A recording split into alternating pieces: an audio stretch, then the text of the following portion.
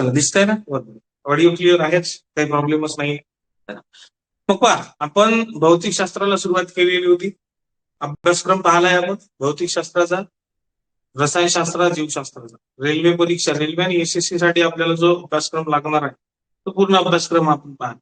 मागच्या क्लासमध्ये आपण भौतिकशास्त्राला सुरुवात केली होती आणि बलाबद्दल आपण अभ्यास केला होता की बल म्हणजे काय. ठीक आहे, तर यात काय पाहिलं आपण, बलाची परिभाषा पाहिली, म्हणजे बलाची व्याख्या करता येईल आपल्याला. आता बल कशाला म्हणतात, त्याच्यानंतर आपल्याला काय म्हणता येईल, बलाचे परिणाम आपल्याला समजतात बा, बलाचे एखाद्या वस्तूवर काय परिणाम होतात हे सुद्धा समजतं आपल्याला. आणि बलाचे जे प्रकार आहेत, दोन महत्वाचे प्रकार, संतुलित बल आणि असंतुलित बल, तर हे दोन्ही पाहिली होती, बरोबर आहे. त्यात महत्वाचं काय, तर त्यात महत्वाचं हे की पहिली गोष्ट, बल ही सदिश राशी आहे. ठीक आहे, बल ही सदिश राशी आहे.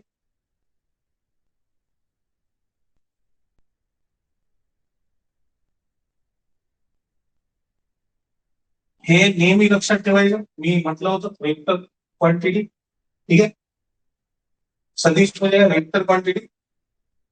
त्याच्यानंतर बलाचे एसआय पद्धतीतील एकक,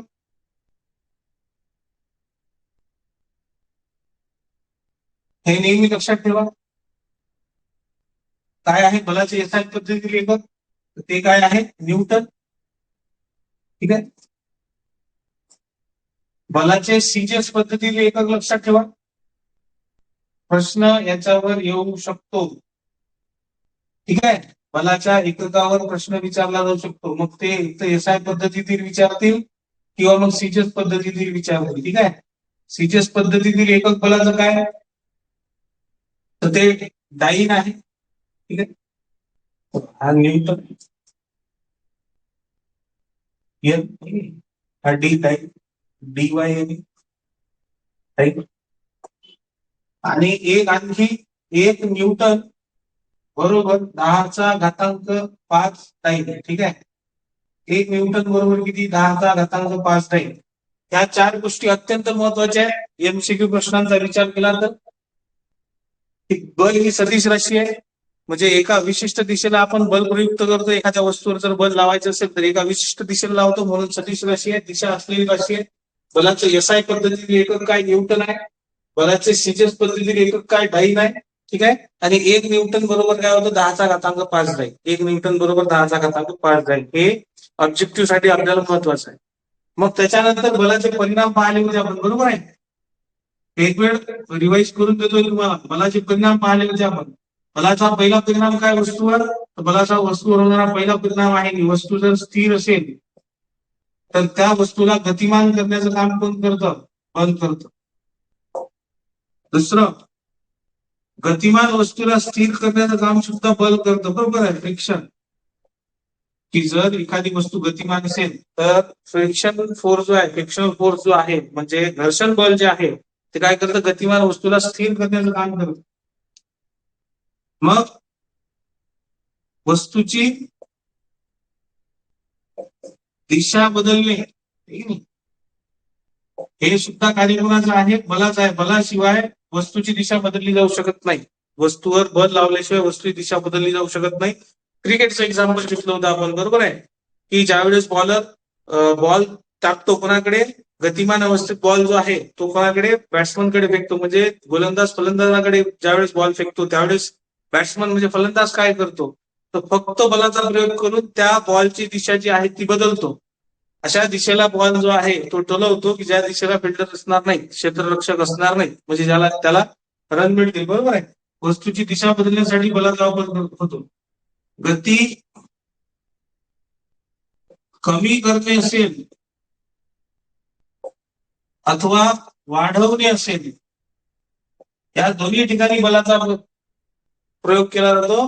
म्हणजे बलाचा हाही परिणाम होतो, गती कमी करणे किंवा वाढवणे, आणि वस्तूचा आकार बदलणे, बरोबर आहे. तर वस्तूचा आकार बदलायचा असेल तरी बलाचा वापर तुम्हाला करावा लागतो.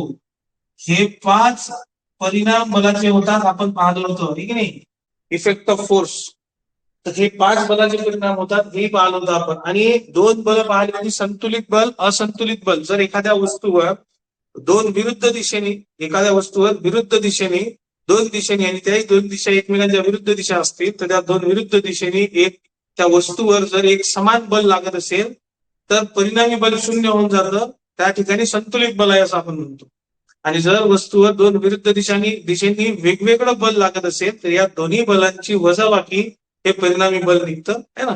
तर ते बल जे आहे ज्या बाजूकडून जास्त बल लागलं असेल त्या बाजूला ती वस्तू जी आहे त्या बाजूकडून ती वस्तू जी आहे ती ढकलली जाते, वस्तूची स्थिती बदलते. संतुलित बलामध्ये आपण म्हटलं होतं की वस्तूची स्थिती किंवा अवस्था बदलत नाही. संतुलित बलामध्ये वस्तूची स्थिती किंवा अवस्था बदलत नाही पण वस्तूचा आकार मात्र बदलू शकतो. आणि असंतुलित बल वस्तूची स्थिती अवस्था आणि आकार दोन्ही गोष्टी बदलतो. बरोबर आहे. मग आता पुढे आपल्याला जायचं आहे गतीकडे. बल अजून संपलेला आहे असं नाही म्हणत, पण बलाचा अभ्यास पुढे करण्यासाठी आपल्याला गती सुद्धा अभ्यासावी लागते. म्हणून मी काय म्हणतो की हे चॅप्टर आपण अभ्यासतोय बल व गती. ठीक आहे. तर गतीचे नियम हे सगळं आपल्याला अभ्यासात जावं लागेल. त्याच्यासोबत आपल्याला बल जे आहे ते अभ्यासता येईल है ना. काही संकल्पना ज्या आहेत त्या स्पष्ट असणं आवश्यक आहे. संकल्पना स्पष्ट असणं आवश्यक आहे म्हणजे काय, जसं की इनर्शिया आहे, जडत्वाची संकल्पना आहे, त्यानंतर त्वरण आहे, ऍक्सेलरेशन आहे, बरोबर आहे, वेलॉसिटी आहे, स्पीड आहे.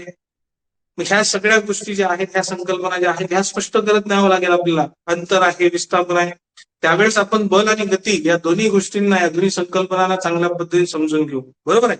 तर जर आपण ह्या छोट्या छोट्या संकल्पना व्यवस्थित समजून घेतल्या तर आपल्याला काही अडचण जाणार नाही पुढे गतीचे नियम शिकत असताना सुद्धा आणि बलाला आणखी चांगल्या पद्धतीने समजून घेण्यासाठी सुद्धा. बलाचे वेगवेगळे प्रकार अजून पाहायचे आहेत आपल्याला, पण ते प्रकार पाहण्यासाठी त्या प्रकारांमध्ये ज्या संकल्पना येतील त्या संकल्पनांचा आपल्याला पहिले अभ्यास करून घ्यायचा. छोटे छोटे कॉन्सेप्ट आहेत तर कॉन्सेप्ट मधला जो फरक आहे तो समजून घ्यायचा, तर कॉन्सेप्ट समजून घ्यायचा जेणेकरून आपण बलाचा विस्तार करत असताना, बल या चॅप्टरचा विस्तार करत असताना, गतीचे नियम शिकत असताना, त्याचा विस्तार करत असताना छोट्या छोट्या संकल्पना प्रत्येक ठिकाणी येणार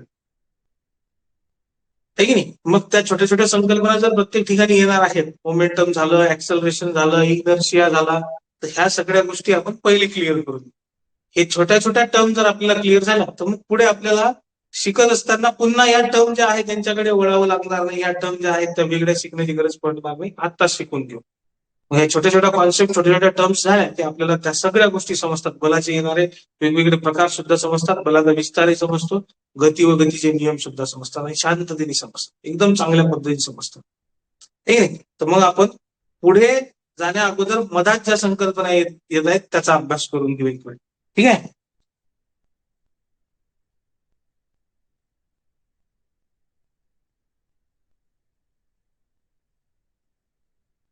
मग आता पुढे जाण्याच्या अगोदर मनात काय संकल्पना येतात करायची. बल व गती अभ्यासतोय आपण. मग सगळ्यात पहिले आपल्याला हे समजून घेणं गरजेचं आहे. बल जसं आपण समजलो तसं आपल्याला हे समजणं गरजेचं आहे की गती काय आहे. ठीक आहे. गती, मोशन, गती म्हणजे काय. गती कशाला म्हणाल तुम्ही. वस्तू गतिमान आहे असं कधी म्हणून आपण, वस्तू स्थिर आहे असं कधी म्हणतो किंवा वस्तू गतिमान आहे असं कधी म्हणतो.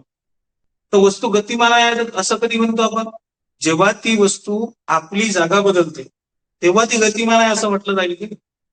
आणि ती वस्तू जर स्वतःची जागा बदलतच नसेल तर ती वस्तू काय आहे, स्थिर आहे असं म्हटलं जातं. मग या अनुषंगाने मला सांगा, बसमध्ये बसलेले प्रवासी, चालू बस आहे, बसमध्ये बसलेले प्रवासी, तर बसमध्ये बसलेले जे प्रवासी आहेत ते गतिमान आहेत की स्थिर आहेत.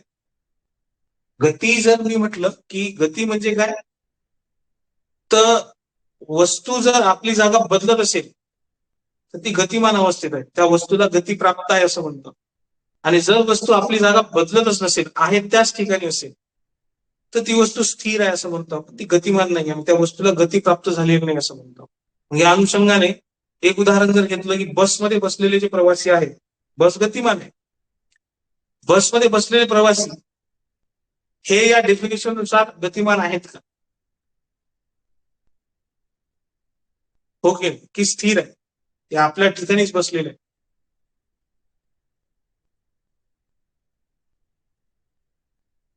गतिमान आहेत की स्थिर आहे.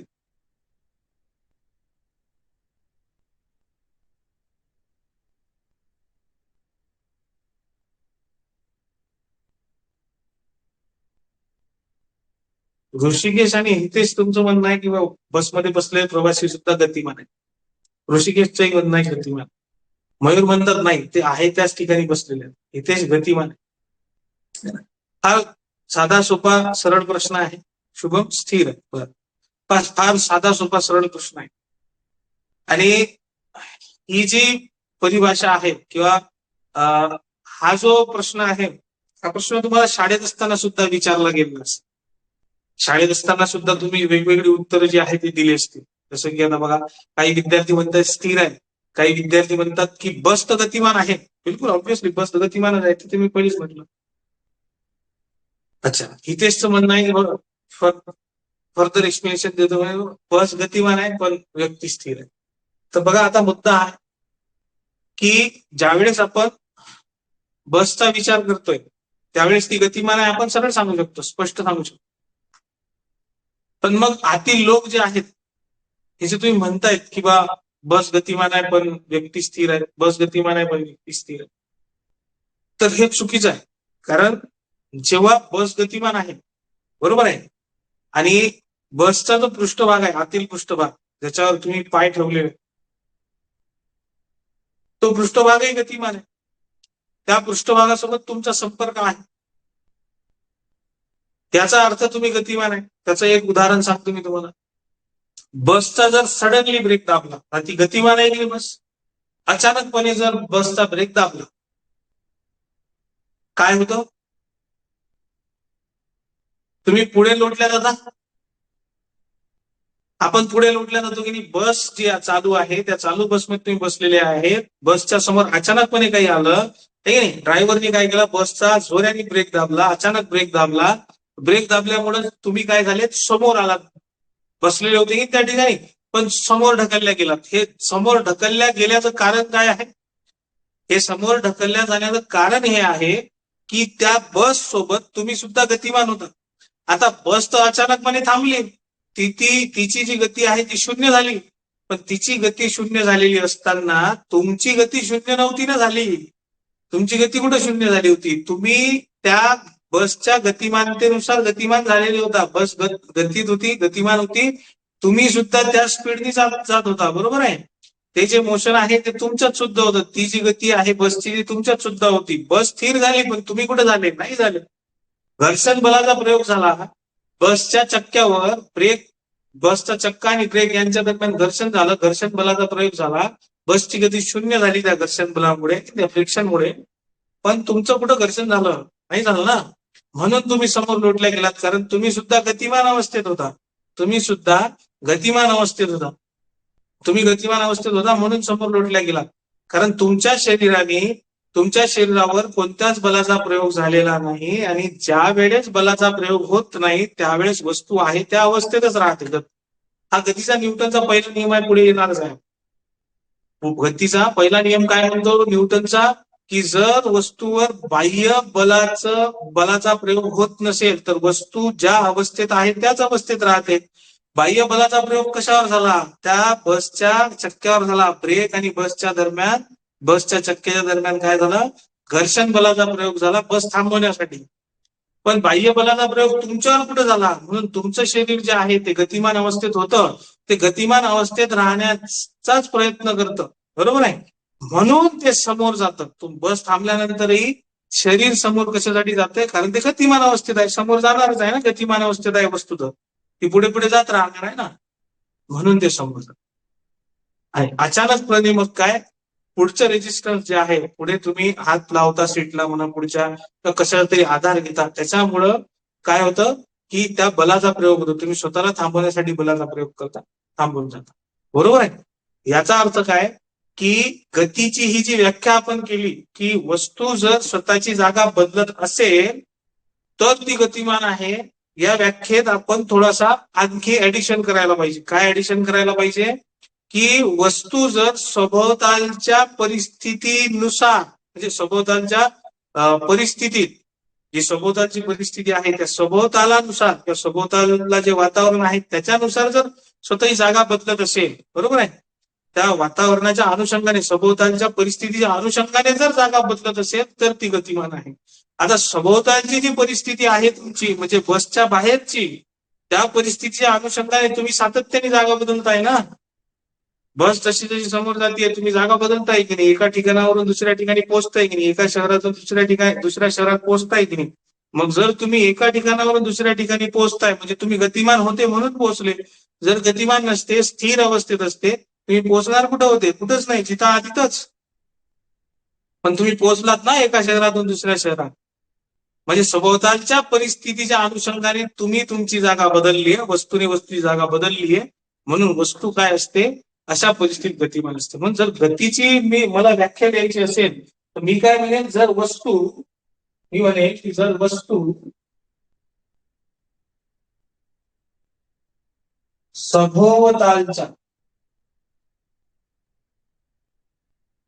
अनुषंगाने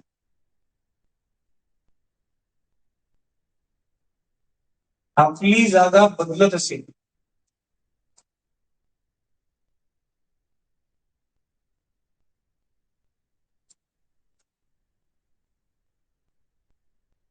तर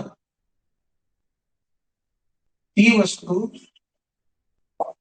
गतिमान आहे असं म्हणतात.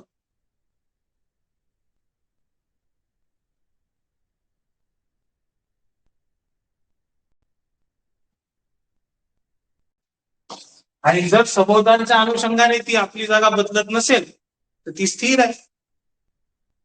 तर तुम्ही गाडीत बसलेले आहात, गाडीवर बसलेले आहात, 2 व्हीलरवर देखील 4 व्हीलर मध्ये बसलेला, बसमध्ये बसलेले आहात, तुम्ही एका जागेवरून दुसऱ्या ठिकाणी जाता. सभोवतालच्या अनुषंगाने तुम्ही आपली जागा बदलता, त्याच्यामुळे तुम्ही गतिमान आहात असं म्हटलं जरी चालेल. मग हे स्पष्ट आहे की आपण गाडीत जरी बसलेलो आहोत तरी आपण काय आहोत? गतिमान आहोत. कारण ज्या गाडीत आपण बसलेलो आहोत ती गाडी गतिमान आणि त्याच्यामुळे आपण सुद्धा गतिमान. बस थांबलेली असताना तुमचं लक्ष नाही, तुम्ही चर्चा करताय, उभे आहात बसमध्ये. थांबलेली असताना बस अचानकपणे जर बस चालू केली, लगे ड्रायव्हरने बस चालू करून टाकली, समोर चाललाय, काय होईल? तुम्ही मागच्या बाजूला जा, ते वरचं शरीर जे आहे ते मागच्या बाजूला जाईल, पायासह मागच्या बाजूला जाणार नाही, पाय तरी कुठेतरी स्थिर राहतील, पण वरचा जो भाग आहे शरीराचा तो मागच्या बाजूला असा ढकलला जातो. का ढकलला जातो? कारण बघा, बलाचा प्रयोग कशावर झालाय?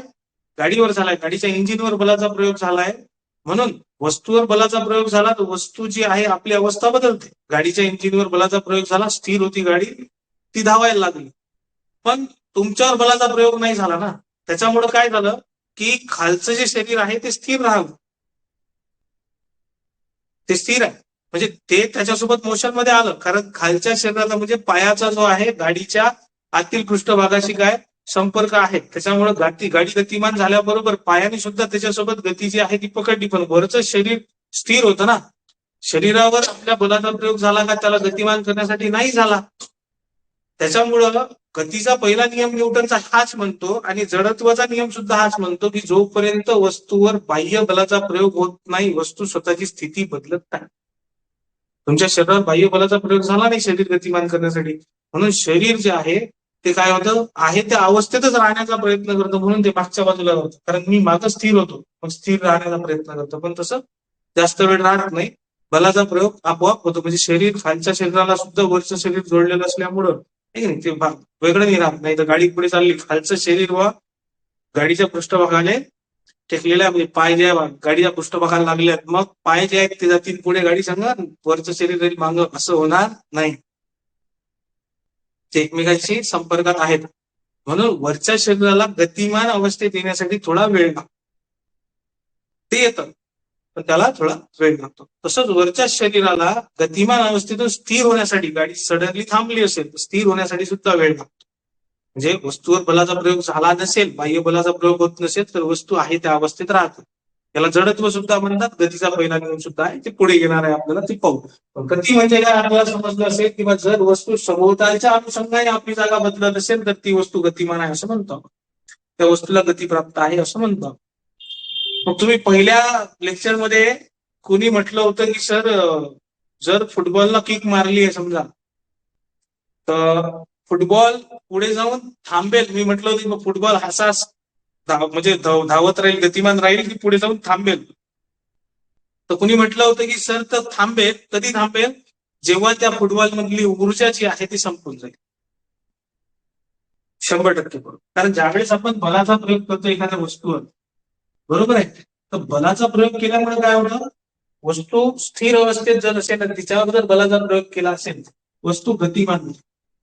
आता याच्यामुळे काय होते की वस्तू ज्यावेळेस स्थिर अवस्थेत होती त्यावेळेस वस्तू स्थितीज ऊर्जा होती. बघ, ऊर्जा निर्माण करता येत नाही, तिचं रूपांतर करता येत नाही. हे रूपांतर करण्यासाठी बल लागतं. बल कशासाठी लागतं? कार्य करण्यासाठी ऊर्जा लागते. आता या ऊर्जेचं रूपांतर कार्यान्वित ऊर्जेत होण्यासाठी बलाचा प्रयोग केला होता. म्हणून बल महत्वाचं. वस्तू स्थिर आहे, स्थितीज ऊर्जा आहे.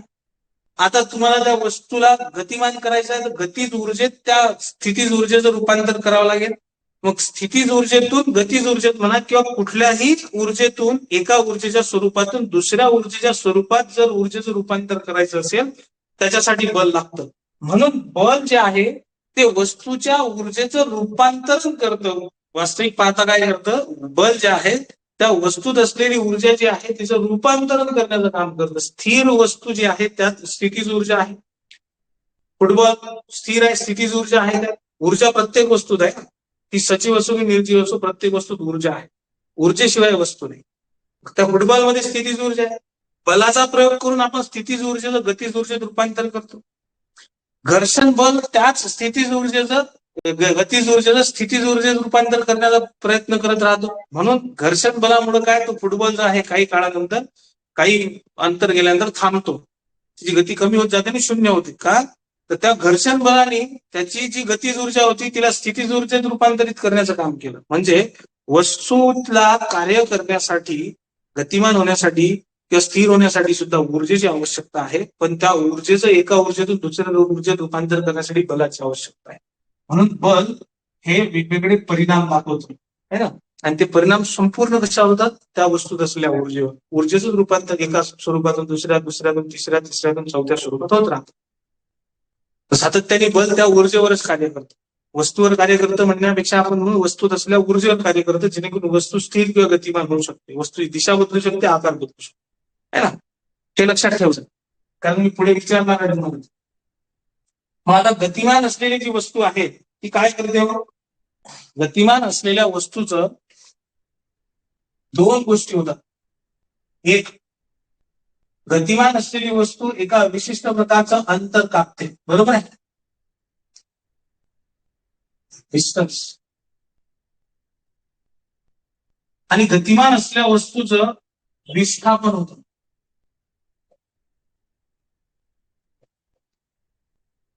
एक अंतर कापते है ना, म्हणजे डिस्टन्स जे आहे ते कापते किंवा तिचं विस्थापन होतं. विस्थापन म्हणजे काय, डिस्प्लेसमेंट. ठीक आहे, डिस्प्लेसमेंट.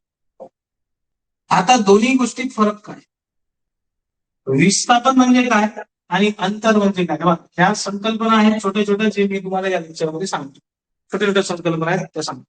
अंतर म्हणजे काय आणि विस्थापन म्हणजे काय? अंतर आणि विस्थापनात मुख्य फरक काय आहे? मुख्य फरक काय आहे? डिफरन्स काय अंतर आणि विस्थापन म्हणजे? फार सोपी गोष्ट आहे, सरळ सरळ लक्षात घ्या. अंतर आणि विस्थापन कशा म्हणतात? समजा इथं काय आहे, इथं एचं घर आहे, ठीक आहे, एचे घर आहे, या ठिकाणी एचे घर. आता ए आणि बी चे घर आहे. दोन व्यक्ती आहेत, ए आणि बी, त्या दोघांचं काय आहे, हे घर आहे समजा इथं या पॉइंटवर. इथं त्या दोघांची काय आहे, तर शाळा. ठीक आहे, इथं काय दोघांची शाळा. आणि या ठिकाणी काय, या ठिकाणी सी चे घर आहे. ठीक आहे, सी चे घर आहे या ठिकाणी. ए बीच्या ठिकाणी एचं घर आहे, हे सीचं घर आहे, शाळा. आता ए बी सी तिघांना शाळेत जायचं. ए सीच्या घरापासून शाळेचं अंतर समजा 700 मीटर असेल.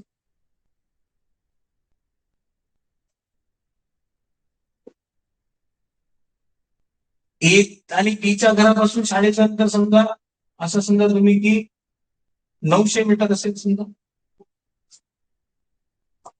आणि ए बीच्या घरापासून सीच्या घराचं अंतर जे आहे ते असं समजा तुम्ही 500 मीटर असेल. ठीक आहे. आता ए जो आहे तो सीचा मित्र आहे, बी आणि सी मित्र नाही, ठीक आहे. हे लहान मोठे भाऊ असतील. ए आणि सी काय आहेत, मित्र आहेत. म्हणून ए काय करतो, ए हा सीच्या घरापर्यंत जातो, ठीक आहे. ए आणि सी दोघं शाळेत सोबत जातात. ए हा स्वतःच्या घरापासून निघतो, सीच्या घरापर्यंत जातो आणि सी ला घेऊन तो मग इथून पुढे शाळेत जातो, ठीक आहे. हे असे जातात, कोण, ए आणि सी. आता बी जो आहे तो सीच्या घरी जाणार नाही, कारण सी आणि बी काही मित्र नाहीये ना. बी हा लहान भाऊ असेल तर बी काय करतो, बी हा सरळ सरळ स्वतःच्या घरापासून शाळेपर्यंत अंतर लागतो. इथून हा बी जो आहे हा बी इकडे चालतो, ठीक आहे. घरापासून सरळ शाळेत है ना, घरापासून सरळ शाळेत. माझा मुद्दा काय की ए ने कापलेले अंतर आणि बी ने कापलेले अंतर किती.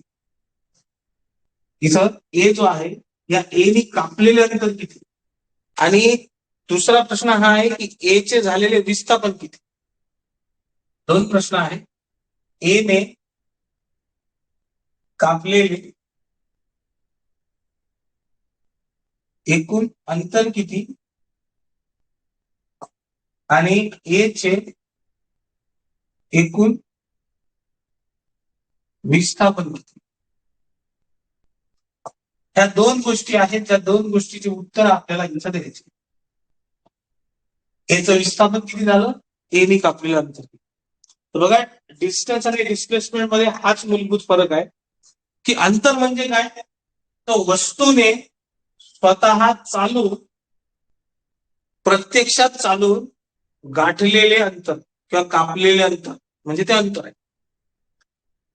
वस्तूने स्वतः प्रत्यक्षात चाललेलं जे अंतर आहे, ठीक आहे नाही, जितका प्रवास केलाय, आपण म्हणू की वस्तूने प्रत्यक्षात केलेला प्रवास म्हणजे अंतर. आपण असं म्हणतो किंवा अंतर म्हणजे काय, वस्तूने एका ठिकाणावरून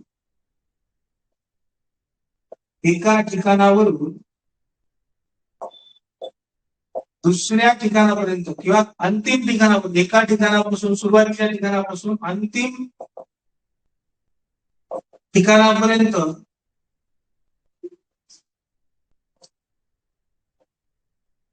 पोहोचण्यासाठी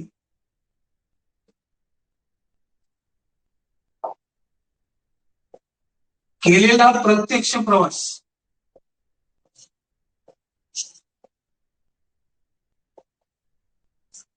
अंतर म्हणजे काय, वस्तूने जसं की ए च्या घरापासून निघाले हे आणि अंतिम ठिकाण होतं शाळा, तर ए हा स्वतःच्या घरापासून निघाला, अंतिम ठिकाण शाळेपर्यंत पोहोचत असताना त्यांनी प्रत्यक्ष जो प्रवास केलाय, तो प्रत्यक्ष प्रवास म्हणजे काय, तो प्रत्यक्ष प्रवास म्हणजे त्यांनी कापलेलं अंतर आहे. म्हणजे एचा जो प्रवास आहे तो पहिले एच्या घरापासून सीच्या घरापर्यंत 500 मीटरचा अंतर किती कापलं, एने कापलेलं अंतर आहे बघा 500 मीटर. ए पासून सीच्या घरापर्यंत आणि सीच्या घरापासून शाळेपर्यंत 700 मीटरचं अंतर, म्हणजे 7 आणि 5 1200 मीटरचं अंतर जे आहे हे कापलंय त्यांनी, ठीक आहे. किती मीटरचं अंतर कापलंय, 1200 मीटरचं अंतर कापलंय. हे झालं एच स्वतःच्या घरापासून शाळेच्या घरापर्यंतचं अंतर त्यांनी कापलेलं है ना. तर वस्तू प्रत्यक्षात जेवढा प्रवास करते सुरुवातीच्या ठिकाणापासून अंतिम ठिकाणापर्यंत पोहोचण्यासाठी, वस्तू प्रत्यक्ष जेवढा प्रवास करते त्याला काय म्हणतात, त्याला म्हणतात अंतर. त्याला काय म्हणतात, अंतर. आणि डिस्प्लेसमेंट, विस्थापन म्हणजे काय, तर विस्थापन म्हणजे वस्तूच्या सुरुवातीच्या आणि शेवटच्या स्थानातील सर्वात कमी अंतर. डिस्प्लेसमेंट काय आहे, एच्या घरापासून शाळेचं, एचं सुरुवातीचं स्थान एचं घर आणि शेवटचं स्थान शाळा, एच्या घरापासून शाळेचं डिस्प्लेसमेंट किती आहे, विस्थापन किती आहे, 900 मीटर. विस्थापन म्हणजे काय, तर वस्तूच्या सुरुवातीच्या स्थानापासून वस्तूच्या अंतिम स्थानापर्यंतच सगळ्यात कमी अंतर म्हणजे विस्थापन, आणि वस्तूने प्रत्यक्षात केलेला प्रवास म्हणजे वस्तूने कापलेला अंतर. ह्या जवळपास सारख्या संकल्पना वाटतात पण आहेत असं नाही, है ना. विस्थापन किती झालं मग? विस्थापन झालं 900 मीटर फक्त, कारण एच्या थरापासून शाळेचं अंतर आहे 900 मीटर. तर बघा, वस्तूने ए गाठलेलं अंतर किती आहे? 1200 मीटर. त्याने कापलेलं अंतर किती आहे? 1200 मीटर. पण त्याचं विस्थापन किती झालं? विस्थापन त्याचं फक्त 900 मीटर झालं. म्हणजे वास्तविक पाहता तो घरापासून किती अंतरावर आहे सध्या? घरापासून तो 900 मीटर अंतरावर आहे सध्या. जरी त्याने 1200 मीटरचा प्रवास केलाय तिथं पोहोचण्यासाठी, तरी तो आहे किती मीटर अंतरावर घरापासून? तर 900 मीटर अंतरावर आहे फक्त, है ना. तर एक तर झालं किंवा आपण जर समजा यांचं एक उदाहरण झालं किंवा ए हा एचं अंतर जे आहे, एने कापलेलं अंतर जे आहे ते झालं 1200 मीटर.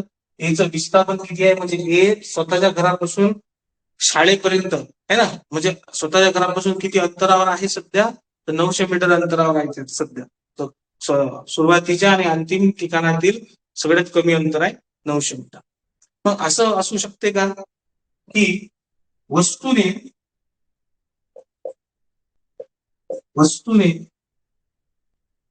वस्तूचे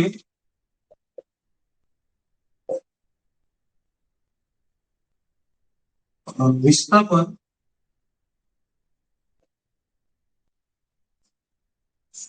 शून्य असताना वस्तू विशिष्ट अंतर कापू शकते का? या प्रश्नाचं उत्तर देता येईल का? म्हणजे वस्तूचं विस्थापन शून्य आहे. वस्तूचं विस्थापन शून्य आहे. वस्तूच्या सुरुवातीच्या स्थानापासून शेवटच्या स्थानापर्यंतचं अंतर शून्य आहे. अशा परिस्थितीत वस्तू विशिष्ट अंतर कापू शकते का? म्हणजे वस्तू विशिष्ट अंतर कापू शकते का हे सांगता येईल का तुम्हाला? पहा, या प्रश्नाचं उत्तर हो नाही दोन पैकी एका याच्यात द्या. की जर वस्तूच्या सुरुवातीच्या आणि शेवटच्या स्थानातील अंतर शून्य आहे, तर वस्तू त्या दोन स्थानांच्या दरम्यान विशिष्ट अंतर कापू शकते का?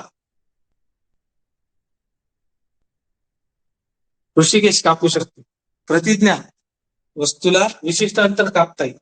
बर, मयूर कापता येईल. जर वस्तूचं विस्थापन शून्य असेल, म्हणजे वस्तूच्या सुरुवाती शेवटच्या स्थानातील अंतर शून्य असेल, तरी वस्तू विशिष्ट अंतर कापू शकते. परिस्थिती सांग, कुठल्या परिस्थितीत? असेच विद्यार्थी पाहिजे बा आपल्याला हुशार. कुठल्या परिस्थितीत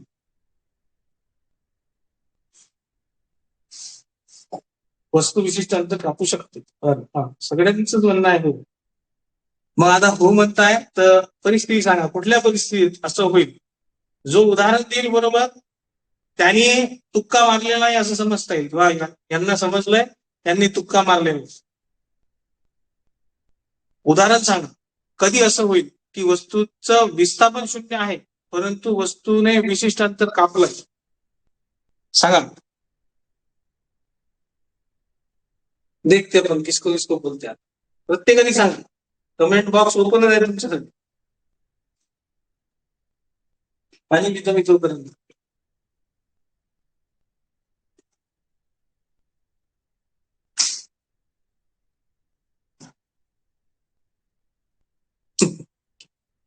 परिस्थिती सांगा. त्याच ठिकाणी वापस आली पाहिजे. हा, हे कधी होते ऋषिकेश? त्याच ठिकाणी वापस कधी येते? बस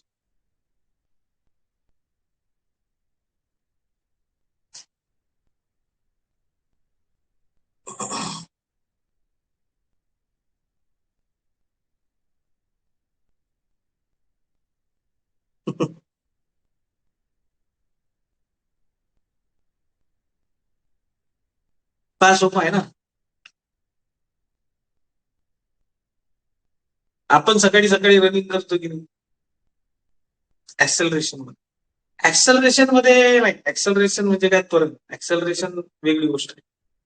ऍक्सेलरेशन वेगळी गोष्ट आहे. ऍक्सेलरेशन मध्ये असं होतच असं नाही, त्याच ठिकाणी वापस येते असं नाही. ऍक्सेलरेशन वेगळी गोष्ट आहे. ऍक्सेलरेशन म्हणजे काय? तर वस्तू सुरुवातीच्या ठिकाणापासून शेवटच्या ठिकाणापर्यंत वस्तूच्या गतीत होत जाणारा बदल जो आहे त्याला ऍक्सेलरेशन म्हणतात, त्वरण म्हणतात. ऍक्सेलरेशन इन द सेन्स की त्वरण. त्वरण म्हणजे काय? वस्तूच्या सुरुवातीच्या गती आणि शेवटच्या गतीमध्ये होत जाणारा बदल जो आहे, शेवटची गती, अंतिम गती वजा सुरुवातीची गती, या दोघांमधलं जे अंतर आहे भागीला काळ, तर याला ऍक्सेलरेशन त्वरण म्हणतो. तर ती गोष्ट वेगळी आहे. ज्यावेळेस आपण रनिंग करतो सर्क्युलर ट्रॅकवर, एखादी जर वर्तुळाकार ट्रॅक असेल, ठीक आहे, सर्क्युलर ट्रॅक असेल, वर्तुळाकार ट्रॅक असेल, त्या वर्तुळाकार ट्रॅकवर आपण ज्यावेळेस रनिंग करतो, ठीक आहे, काय करतो, रनिंग करतो. रनिंग करत असताना आपण काय करतो की नाही भिंतीवर बॉल फेकणे वापस येणे कमान आहे बा.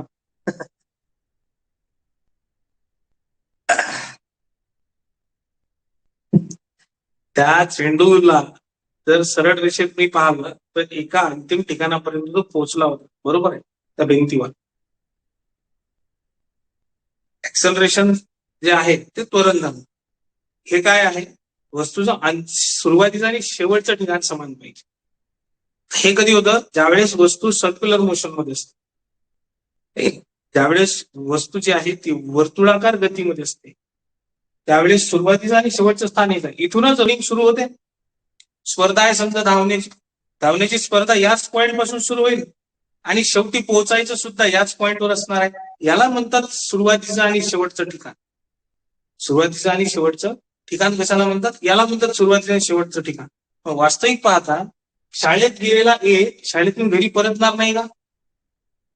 शाळेत गेलेला ए शाळेतून घरी परतणारच नाही का? येणारच आहे. या हिशोबाने तर त्याचंही डिस्प्लेसमेंट शून्य झालं, त्याचंही विस्थापन शून्य झालं. पहिले तो शाळेत गेला, शाळेतून घरी वापस आला. तो शाळेत मग किती वेळ थांबला, तो शाळेत 2 मिनिटं थांबला वापस आला, तरी तुम्ही त्याला डिस्प्लेसमेंट शून्यच म्हणसाल. मग असं नाही ना, स्थान हे ठरवलेलं असतं. इथून सुरुवात करायची आहे आणि शेवटी इथं पोहोचायचं, तेव्हा आपण म्हणू डिस्प्लेसमेंट शून्य झालं. तुम्ही भिंतीवर चेंडू मारला, वापस आला, पण भिंतीवर चेंडू मारत असताना आपण त्याला कुठं पोहोचवणार होतो, भिंतीवर एका विशिष्ट ठिकाणी त्याला पोहोचवणार होतं ना.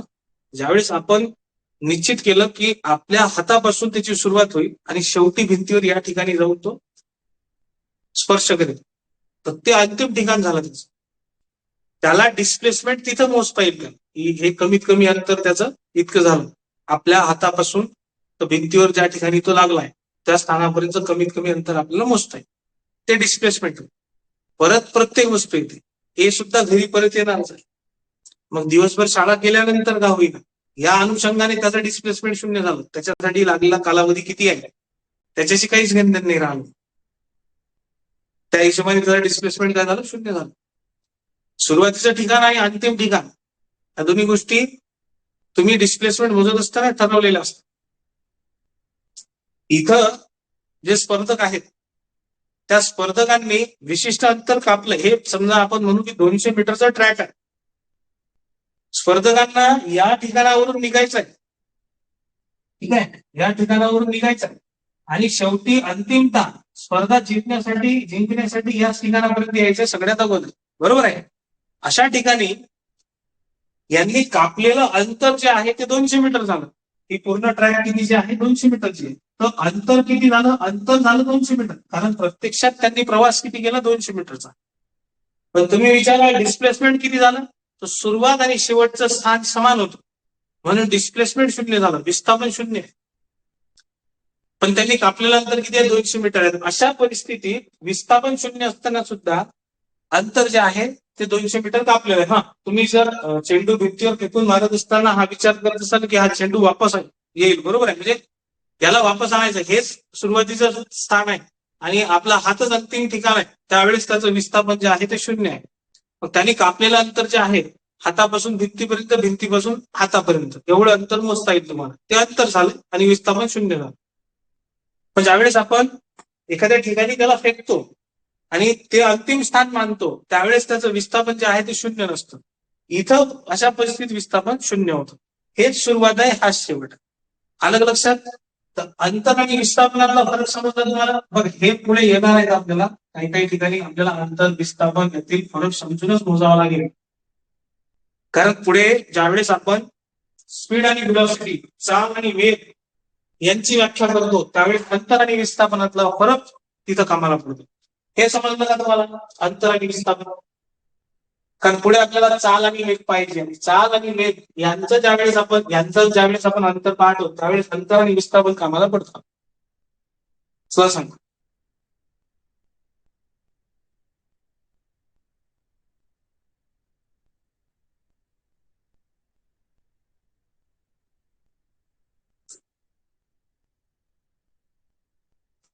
समजलं का?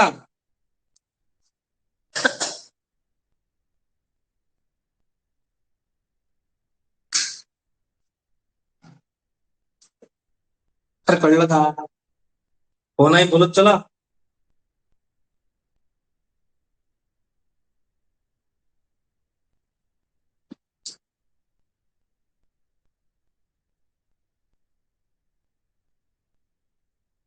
समजलं हितेश? बहुत बढ़िया. ऋषिकेश क्लियर आहे. प्रतिज्ञा क्लियर आहे.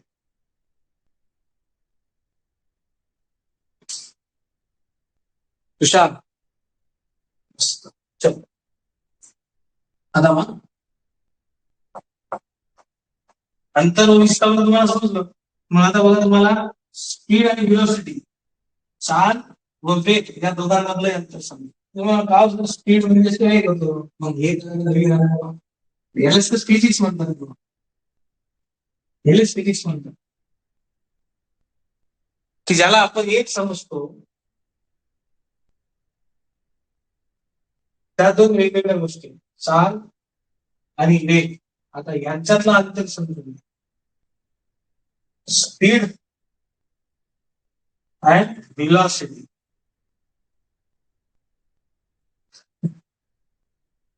तर आपण याचं सूत्र लिहू आणि आपल्याला सगळं स्पष्ट होईल. चाल म्हणजे काय मग? चाल स्पीड. ठीक आहे, चालला काय म्हणतो? स्पीड. म्हणजे वस्तूने कापलेल्या अंतर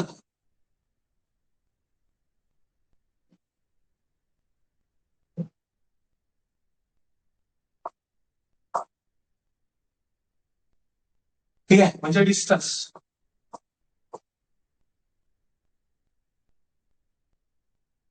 त्याला माहिती ते अंतर कापण्यासाठी लागलेला वेळ. ठीक आहे, लागलेला वेळ.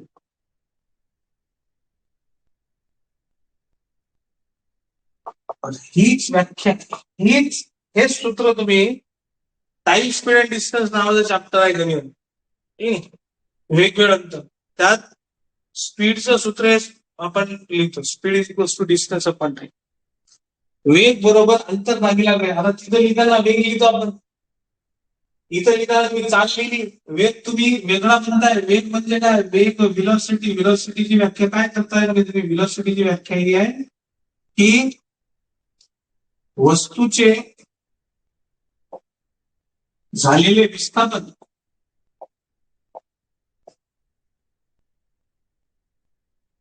म्हणजे डिस्प्लेसमेंट, त्याला भागीला या विस्थापनासाठी लागलेला वेळ. आता एक लक्षात ठेवा, तर विस्थापनासाठी लागलेला वेळ हा तोच वेळ असतो जो वेळ आपल्याला एक विशिष्ट अंतर कापण्यासाठी लागला होता. आपण काय म्हटलं होतं? एक उदाहरण घेतलं होतं. पण आपण म्हटलं होतं की ए आणि बी चं घर आहे समजा. हे काय आहे? ए आणि बी चं घर आहे, बरोबर आहे. इथून सी च्या घराचं अंतर आपण म्हटलं होतं 500 मीटर आहे. ठीक आहे, इथे 500 मीटर. हे सी चं घर आहे. इथं सीच्या घरापासून आपण म्हटलं होतं की शाळा जी आहे ती शाळा ही 700 मीटर अंतरावर आहे. ठीक आहे, 700 मीटर अंतरावर शाळा आहे आपण म्हटलं होतं, ही शाळा. आणि आपण त्याच वेळेस म्हटलं होतं की एच्या घरापासून शाळेपर्यंतचं अंतर आहे 900 मीटर. मग या ठिकाणी एची चाल किती झाली, एची चाल किती झाली हे मोजायचं असेल तुम्हाला, म्हणजे एचा स्पीड जो आहे तो मोजायचा असेल, तर तुम्ही काय करा, एची चाल मोजायची आहे तुम्हाला. ठीक आहे, एची चाल मोजायची आहे. तुम्ही काय म्हणा, एचा स्पीड काय? 1200 मीटर अंतर कापलेलं किती आहे? 500 मीटर त्याच्या घरापासून तर सीच्या घरापर्यंत तेव्हा 500 मीटर अंतर त्यांनी हे कापलंय आणि 700 मीटर अंतर हे कापलंय. आपल्याला अंतर घेणं देणार. चाल ज्यावेळेस काढतो आपण त्यावेळेस अंतराचा विचार करतो. अधिक 700 भागीला. आता त्याला वेळ किती लागला आपण वेळ पाहून घेऊ किती लागला. आपण म्हटलं की 500 मीटर अंतर चालण्यासाठी त्याला इथं 10 सेकंद लागले असतील. ठीक आहे. 500 मीटर अंतर चालण्यासाठी त्याला किती सेकंद लागले असतील? 10 सेकंद लागले असतील. ठीक आहे. आणि इथं त्याला असं समजू आपण की 14 सेकंद इथं लागले त्याला. ठीक आहे. हे अंतर चालण्यासाठी. आणि बी हा इथून इथपर्यंत अंतर चालतच गेलाय की नाही. बी किती अंतर चालत गेलाय? 900 मीटर. घरापासून इथपर्यंत अंतर चालत गेलाय ना. तर बी ने कापलेलं जे अंतर आहे, बीचा जो वेळ आहे, बीला लागलेला 900 मीटर अंतर कापण्यासाठी वेळ जो आहे, आपण म्हणू की याला 900 मीटर अंतर कापण्यासाठी वेळ लागलाय. आता प्रत्येकाला वेळ वेगवेगळा असेल की नाही, त्याला लागलेला वेळ आपण म्हणून 9 सेकंद. कॅल्क्युलेशन आपलं थोडस इझिली होऊन जातं. 9 सेकंद बीला लागले त्याच्यासाठी, 10 सेकंद याला लागले. प्रत्येकाचा वेग वेगवेगळा असेल. हा गमत गमत गेला तो झपझप निघाला, शाळेत पोहोचा लागते पण इथून ए आणि सी निघाले 700 मीटर अंतर कापण्यासाठी त्यांना 14 सेकंद लागले असते दोघांना. माझं झालं काय की वस्तूने कापलेल्यानंतर म्हणजे एची जर चाल पाहायची आहे तुम्हाला तर 500 मीटर अंतर सीच्या घरापर्यंत, 700 मीटर अंतर तो कापलाय त्यांनी कुठपर्यंत? शाळेपर्यंत सी सोबत. आणि त्याला लागला वेळ किती आहे ते बघा. 500 मीटर अंतर कापण्यासाठी 10 सेकंद आणि इकडे किती लागले त्याला? 14 सेकंद. म्हणजे एकूण 7 5 1200 मीटर अंतर त्यांनी कापलंय 24 सेकंद.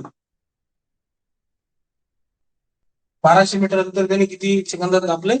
24 सेकंदात काप. किती होतात? मी जर म्हटलं तर 24 पंच 120, 50 मीटर प्रति सेकंद हा त्याचा वेग होता. 24 पंच 120 हे झाले 5 आणि हा 0 याच्यावर ठेवून दिला. 50 मीटर प्रति सेकंद हा त्याचा वेग होता. कोणाचा? एचा. एक वेग नाही, चाल होती त्याची. स्पीड किती होता त्याचा? अंतर कापत असताना त्याचा स्पीड जो होता त्याची चाल जी होती 50 मीटर प्रति सेकंद चालीने चालत होती. त्याच वेळेस तुम्हाला बीची जर चाल मोजायची आहे, कारण बीनी सुद्धा एक विशिष्ट अंतर गाठलं ना घरापासून शाळेपर्यंत 900 मीटर. बीची चाल जर तुम्ही मोजाल तर बीची चाल किती आहे? तर बीने कापलेलं अंतर किती आहे? 900 मीटर. आणि त्याला लागलेला वेळ किती आहे? 9 सेकंद. 900 मीटर भागीला 9 सेकंद म्हणजे काय? तर तो 100 मीटर प्रति सेकंद वेगाने चालत गेला असं आपण म्हणू. ढोबळ आहे 100 मीटर प्रति सेकंद वेगाने तो चालत गेला. हा 50 मीटर प्रति सेकंद वेगात नाही, चालीने. वेग आता म्हणता नाही येणार मला, कारण विस्थापनासाठी वेग ही व्याख्या दिली जाते. वेगाचा संबंध कशाशी आहे? वस्तूच्या विस्थापनाशी आहे. आणि चालीचा संबंध कशाशी आहे? वस्तूच्या अंतराशी. बरोबर आहे. आता त्याच वेळेस ज्यावेळेस एची चाल प्रत्यक्ष चाल ही 50 मीटर प्रति सेकंद असताना एचा वेग किती होता आपण म्हणू. एचा वेग किती असेल? एचा वेग जो आहे तो त्याच्या एकूण विस्थापनावर अवलंबून आहे. त्याच्या विस्थापनावर अवलंबून. विस्थापन त्याला 900 मीटरच करायचं आहे. विस्थापन किती करायचं आहे त्याला? 900 मीटरच. कारण एचं विस्थापन किती झालंय? 900 मीटरच झालंय. एच्या घरापासून शाळेपर्यंत जे अंतर आहे की नाही, तर वस्तूच्या सुरुवातीच्या आणि शेवटच्या स्थानातील सगळ्यात कमी अंतर 900 मीटर हे त्याचं विस्थापन आहे. म्हणून 900 मीटर भागीला त्याला वेळ किती लागला या विस्थापनाला? एवढं विस्थापन होण्यासाठी त्याला वेळ किती लागला? हाच 10 सेकंद अधिक 14 सेकंद. 900 मीटर विस्थापन होण्यासाठी त्याला वेळ 24 सेकंदच लागला. ठीक नाही. 10 सेकंद अधिक 14 सेकंद असंच म्हणता येईल. तर 900 भागीला 24 होईल. 900 मीटर भागीला 24 सेकंद. मग आता भाग जर दिला तर भाग देता येईल ना आपल्याला. मी समजा पहिले 3चा भाग दिला तर 3 त्रिक 9, 300 होतील आणि 3 8 24 होतील. म्हणजे 300 मीटर भागीला 8 सेकंद. आता पुढे भाग 8 त्रिक 24 बरोबर. 60 8 7 56 ठीक आहे, पॉईंट आला. हे 60×56 केले 4 झाले 8×45 37.5 मीटर प्रति सेकंद हा झाला त्याचा वेग. वेग आणि चालित हा अंतर. कारण चाल ही कशावर अवलंबून आहे, त्याने कापलेल्या अंतरावर अवलंबून आहे, त्याची चाल प्रत्यक्ष चाल त्याची. आणि त्याचा वेग जो आहे तो कुठून निघतो, तर त्याचं झालेलं जे विस्थापन आहे ते विस्थापन भागीला त्या विस्थापनासाठी लागलेला वेळ. वेळ दोन्ही ठिकाणी समान असेल, लक्षात घ्या.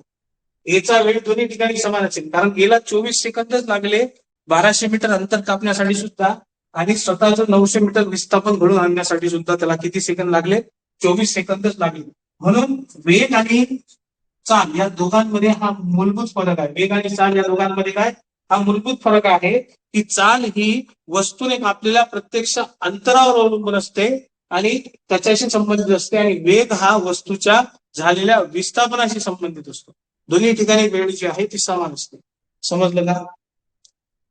म्हणून पहा, जर चाल काढायची असेल तर आपल्याला वस्तूचं अंतर माहित पाहिजे, आणि वेग काढायचा असेल तर वस्तूचं विस्थापन किती झालंय माहित पाहिजे. स्पीड काढायचं असेल तर अंतर, आणि व्हेलॉसिटी पाहायची असेल तर वस्तूचं डिस्प्लेसमेंट किती झालंय हे आपल्याला माहित असणं आवश्यक आहे. समजलं का?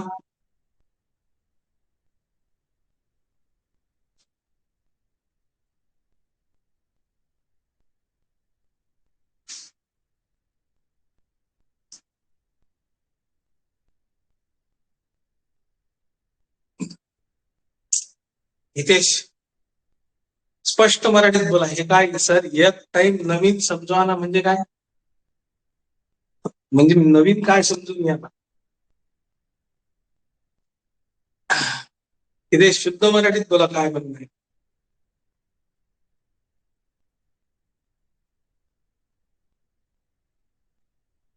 पूर्ण मराठीचा वापर करा. नवीन उदाहरण सांगू, काय सांगू नवीन, म्हणजे हे सांग.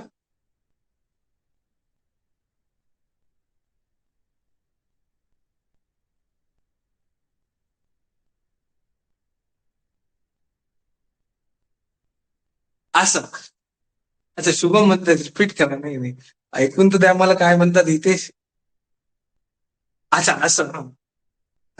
हा क्वेश्चन परत एकदा रिपीट करा बिलकुल. हे बघा, आपल्याला एका दोन गोष्टी करायच्या. एक आपल्याला चाल समजून घ्यायची, आणि एक म्हणजे आपल्याला त्याच व्यक्तीचा वेग समजून घ्यायचा. चाल आणि वेगात नवीन एक्झाम्पल घेऊन समजून सांगायचं, की हेच एक्झाम्पल घेऊन समजून सांगायचं. या एक्झाम्पल वर सुद्धा तुम्हाला काढता येईल. तुम्ही नवीन एक्झाम्पल जर घेतो म्हटलं तरी काढता येईल. जसं की आपण म्हटले बा, विस्थापन 0 झालंय,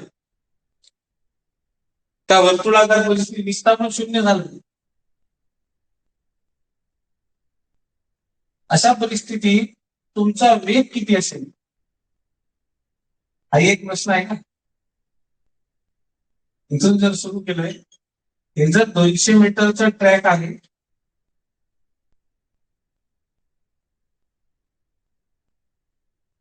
हे एक्झाम्पल घ्यायचं. ठीक, पहा, वस्तूची चाल आणि वस्तूचा वेग ह्या दोन वेगवेगळ्या गोष्टी.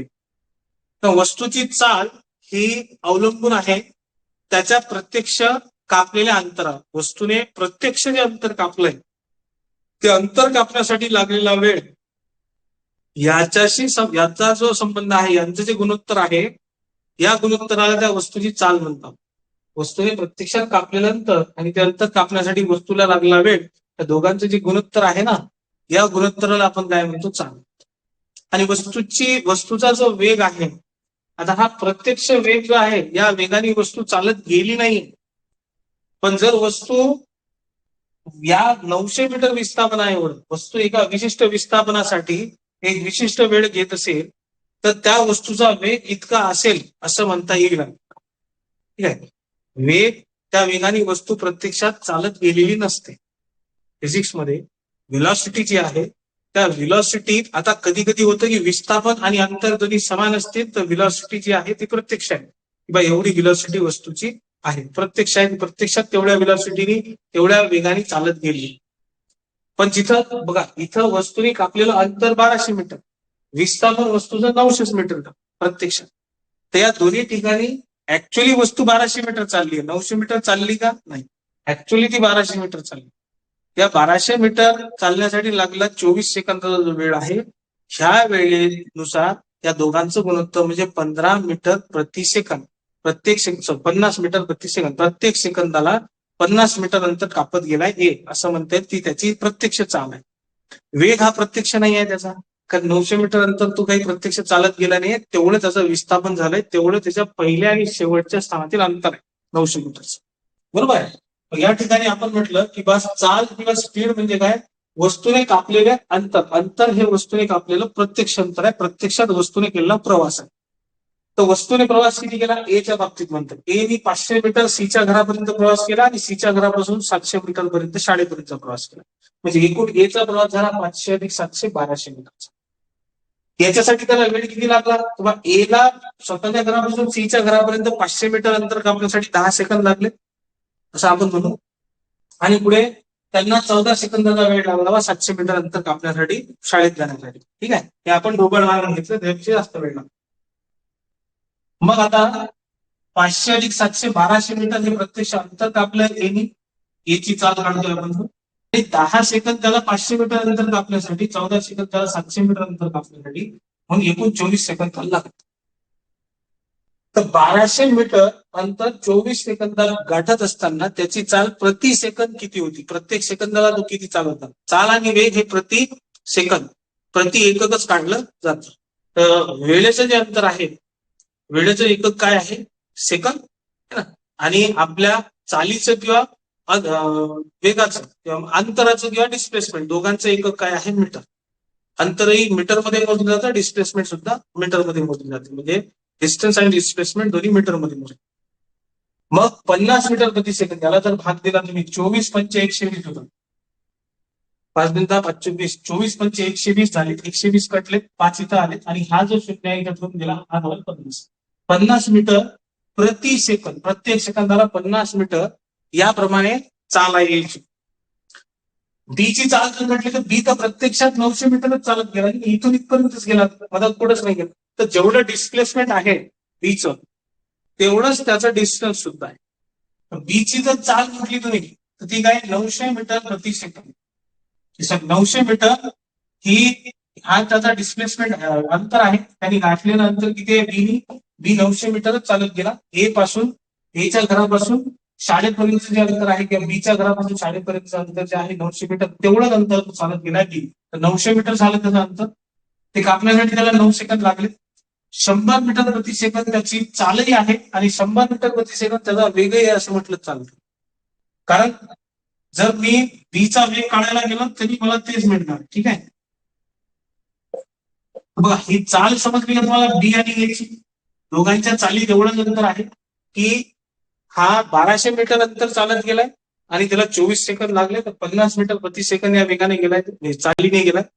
आणि बी जो आहे तो सरळ सरळ शाळेत गेलाय, 900 मीटर अंतरच कापलं त्याने, त्याला 9 सेकंदच लागले, झप गेला. 100 मीटर प्रति सेकंद वेग आहे, चाल आहे.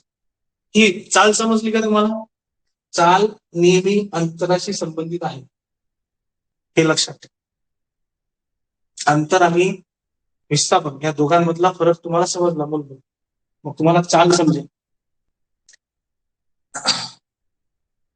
अंतर आणि विस्थापन या दोघांमधला मूलभूत फरक समजला की तुम्हाला.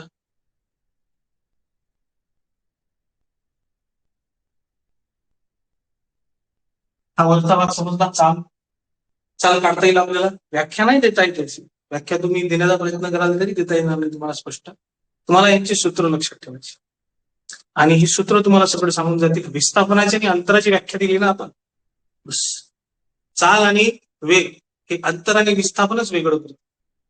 ठीक आहे, हा तुम्ही गणितात शिकत असताना तिथं या सगळ्या गोष्टी डोक्यात ठेवायच्या नाही, कारण तिथं आपण वेगळ्या गोष्टीचा विचार करत असतो. ठीक आहे, तिथं नाही आणायचं का सर, मग इतर या अंतर द्यायला मग विस्थापन नाही देईल, मग इथं चाल निघून राहिली, मग वेग तर निघून नाही राहिला, मग कसं काय कॅल्क्युलेशन करायचं. तेव्हा फिजिक्स मध्ये सोडून चाललंय यायचं, गणितात येत असताना का फिजिक्स तिथे आणला तर मग वाटच लागते.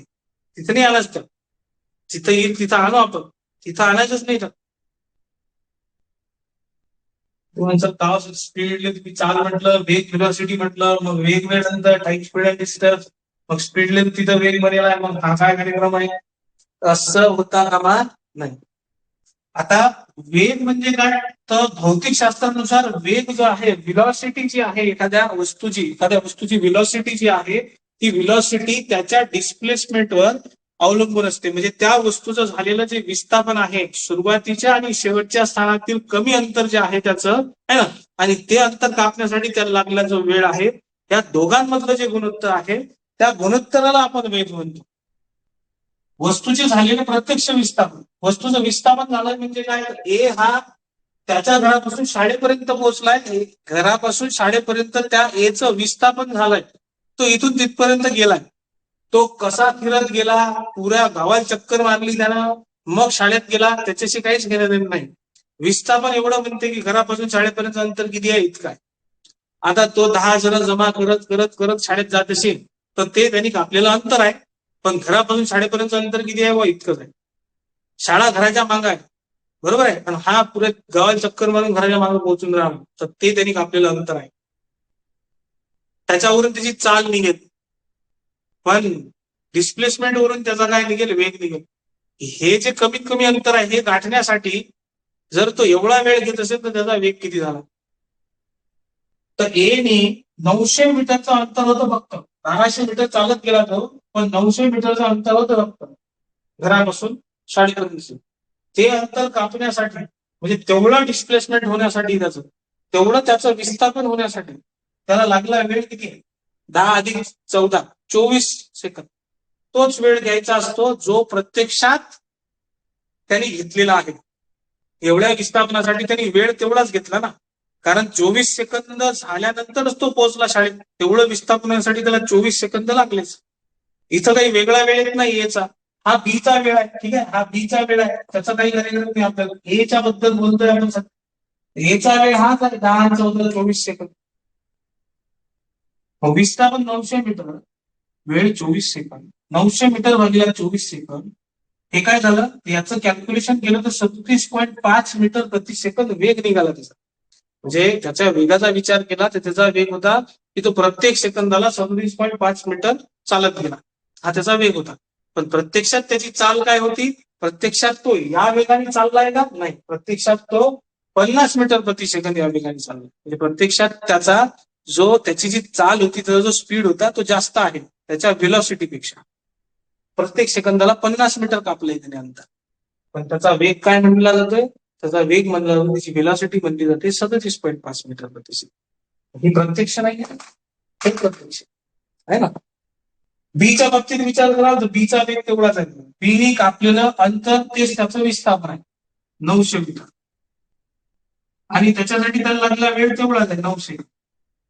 तर 900 भागिले 9 म्हणजे 100 मीटर प्रति सेकंद. हीच त्याची चाल आहे, हाच त्याचा वेग आहे, हाच त्याचा स्पीड आहे, हीच त्याची व्हेलॉसिटी आहे, 100 मीटर प्रति सेकंद. का, कारण इथं त्यांनी कापलेलं अंतर, बीने कापलेलं अंतर आणि बीचं झालेलं विस्थापन, दोन्ही गोष्टी समानच आहेत. अंतर आणि विस्थापन दोन्ही गोष्टी समान. कारण जेवढं घरापासून अंतर आहे त्याच्या शाळेचं, जेवढं विस्थापन आहे त्या शाळेचं, तेवढं नंतर तो प्रत्यक्षात चालत सुद्धा गेलाय. तो काही गावात चक्कर मारत बसला नाही, रिकामा नव्हता तो, बरोबर आहे. आलं लक्षात तुम्हाला, चाल आणि वेग, स्पीड अँड व्हेलॉसिटी.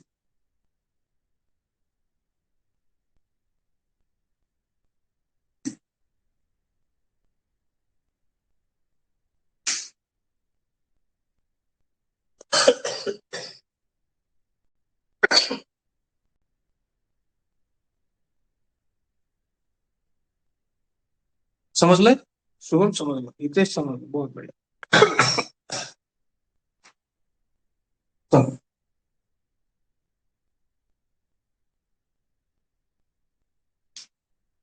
आता काही संकल्पना राहिल्या 3 महत्वाच्या, तिन्ही उद्या सांगतो, आणि मग आपण गतीचे नियम सुरू करू. त्यात मधात बल येत राहणार आहे, ठीक आहे. गतीचे नियम सुरू केल्यानंतर मधात मधात बल येत राहणार आहे, हे सोबत चालतील. आणि काही एक्झाम्पल सुद्धा येणार आहे, सॉरी. तेव्हा उद्या 3 महत्वाच्या संकल्पना राहतील. कुठल्या, ऍक्सलरेशन, मोमेंटम आणि इनर्शिया. हे समजून घेतलं. कुठल्या, ऍक्सलरेशन, मोमेंटम आणि इनर्शिया. ऍक्सेलरेशन, मोमेंटम, इनर्शिया हे समजलं की आपण न्यूटनच्या गतीच्या नियमाकडे जाऊ आणि मधात मधात बल जे आहे ते येत राहणार आहे, कारण न्यूटनचे गतीचे नियम शिकत असताना गती बलाशिवाय कार्य करत नाही. गती जिथं आहे तिथं बल आहे आणि तिथं बलाचे प्रकार शिकायचे. ठीक आहे. कुठल्या बलाचा काय परिणाम होतो वस्तूच्या गतीवर है ना, पृथ्वीवर आणि अवकाशात सुद्धा, त्या दोन्ही गोष्टी आपल्याला समजून घ्यायच्या. आपण एक एक स्टेप पुढे करत जाऊ. फक्त मागचं जे काही शिकवलंय, जसं काल बल शिकवलंय, आज तुम्हाला मी गतीशी संबंधित काही संकल्पना शिकवल्या, उद्या शिकवणार, हे कंटिन्युअसली वाचत चला. प्रत्येक ठिकाणावर वेगवेगळ्या ठिकाणावर तुम्हाला वाचता येते. बोर्डाचे पुस्तक काढा, त्यातून वाचा, प्रत्येक ठिकाणावर वाचत चला है ना. एक्झाम्पल्स जमा करत चला, उदाहरणं जमा करत चला. उदाहरणं तुमच्याकडे असतील तर ती उदाहरणं जर तुम्ही सातत्याने वाचत राहणार, तुम्हाला कॉन्सेप्ट समजत राहील. उदाहरणाशिवाय कॉन्सेप्ट समजत नाही. प्रत्येक गोष्टीसाठी उदाहरण आपल्याकडे लिहिलं असलं पाहिजे, म्हणजे आपलं जे आहे एक सायंटिफिक आय जी आहे ती ओपन होते. आपली जी सायंटिफिक आय आहे, आय म्हणजे डोळा, सायंटिफिक आय जी आहे ती ओपन होते आपल्या ब्रेनची. आपण जर सायंटिफिक आय ओपन केली ब्रेनची, आपल्याला फिजिक्स सारखे सब्जेक्टही सोपे वाटायला, नाही तर हा सगळ्यात कठीण विषय आहे. जीवशास्त्र सोपं आहे, रसायनशास्त्रही सोपं आहे. फिजिक्सचं जर आणखी पुढे गेलो आपण तर हा कठीण होत जातो. जर तुम्ही एक्झाम्पल्स घेत राहिलात, स्वतः विचार करत राहिलात त्याच्यावर, तर तुम्हाला जास्त कठीण जाणार. आणि मला विचारत राहा, या गोष्टीसाठी एक्झाम्पल करेक्ट आहे का, त्या गोष्टीसाठी ते एक्झाम्पल करेक्ट आहे का, चर्चा करत राहिलो जास्त चांगल्या पद्धतीने समजतील. बेसिक कॉन्सेप्ट क्लिअर झाल्या ना, पुढे जास्त कठीण जात नाही. त्याचा पायाच कच्चा आहे, त्याचा कार्यक्रमच बेकार आहे. ती इमारतच नाही बांधत तो फिजिक्सची. आणि फिजिक्स मध्ये तर हो बघा, पाया पूर्णच पक्का पाहिजे, एकही कॉन्सेप्ट सोडता येत नाही. तुम्हाला समजेलच पुढे आता acceleration, momentum, inertia, velocity, speed, ह्या सगळ्या गोष्टी ज्यावेळेस पुढे येतील आणि कॅल्क्युलेशन करायचं काम पडेल, त्यावेळेस समजेल तुम्हाला की या कॉन्सेप्ट ज्या आहेत ह्या किती महत्वाच्या आहेत. म्हणून सोडू काहीच नका, प्रत्येक गोष्ट शांततेने समजून. ठीक आहे, 5 मिनिटात गणित सुरू होईल.